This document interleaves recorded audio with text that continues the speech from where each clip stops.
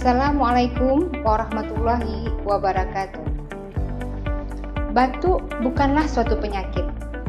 Batuk merupakan mekanisme pertahanan tubuh terhadap iritasi tenggorokan.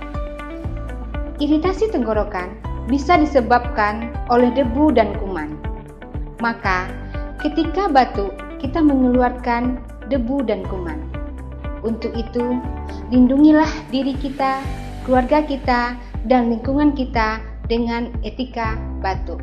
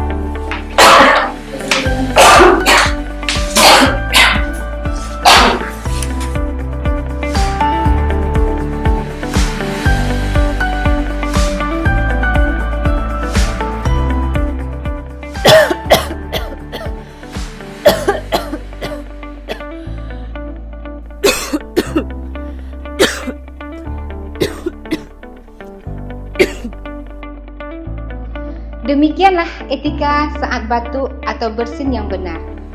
Apabila kita batuk atau bersin, gunakanlah cara etika batuk dan bersin yang benar. Setiap orang berhak atas lingkungan yang bersih. Lindungilah kita, keluarga kita, dan orang di sekitar kita. Cegah dan kendalikan infeksi dengan menerapkan prinsip-prinsip pencegahan pengendalian infeksi. Assalamualaikum warahmatullahi wabarakatuh.